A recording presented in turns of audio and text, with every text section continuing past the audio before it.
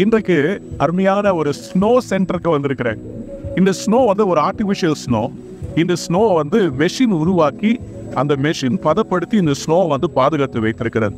ஆனா இயற்கையில ஆண்டவர் பூமியில கொடுக்கிற ஸ்னோ இருக்கு பாத்தீங்களா, இந்த ஸ்னோ வந்து அப்படியே கட்டியா மேல இருந்து விழுகிறதுல ஸ்னோ ஃபிளேக்ஸா வருது. உங்களுக்கு தெரியுமா, நம்முடைய ஃபிங்கர் பிரிண்ட் மாதிரி, நம்முடைய கை ரேகை மாதிரியே 2 ஸ்னோ ஃபிளேக்ஸும் ஒரே மாதிரி இருக்காதாம். ஒவ்வொரு ஸ்னோ ஃபிளேக்கும் டிஃப்ரெண்டா இருக்குமா. அது மட்டும் இல்ல, இந்த ஸ்னோ ஃபிளேக்ஸ் எல்லாம் கீழே இறங்கி வர்றதுக்கு it will pick up a particle from the sky.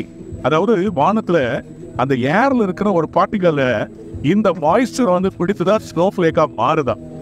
இந்த ஸ்னோல இன்னைக்கு சின்ன பிள்ளைங்கலாம் எவ்வளவு சந்தோஷமா இப்படி விளையாடிட்டு இருக்கிறாங்க பாத்தீங்களா.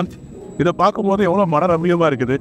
இந்த ஸ்னோவை கடவுள் தான் உருவாக்குகிறார். வானத்திலிருந்து இந்த ஸ்னோவை வந்து பூமிக்கு கொண்டு வரார்.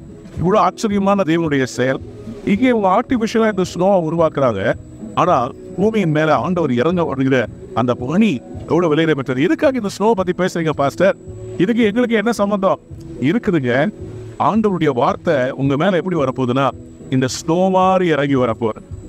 ஸ்னோக்கு நீங்க போய் ஜெபம் பண்ண வேண்டியதில்லை. ஆண்டவர் வானத்துல இருந்து ஸ்னோவை கொண்டு வரார். சரி, இந்த ஸ்னோல பைபிள்ல என்ன சொல்றது?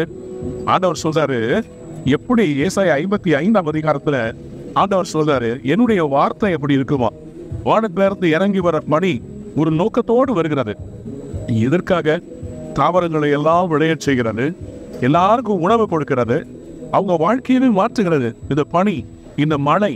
அதுபோல ஆண்டவர் சொல்றாரு ஏசாயா 55ஆம் அதிகாரத்துல அவர் 11ஆம் வசனத்துல சொல்றாரு, அப்படியே என் வாயிலிருந்து புறப்படும் வசனமும் இருக்கும், அது வெறுமையாய் திரும்பி வராது. இன்னைக்கு ஆண்டவர் உங்களுக்கு இந்த பனி போல இறங்கி வரப்போகிறார். உங்க வாழ்க்கையை அவர் நனைக்க போகிறார். தானியேல் 7:9, மத்தேயு 28:3, இன்னும் revelation 1:14 says God was clothed as a snow. ஆண்டவருடைய உடுப்பே ஸ்னோ மாதிரி வெண்மையா இருக்குமா.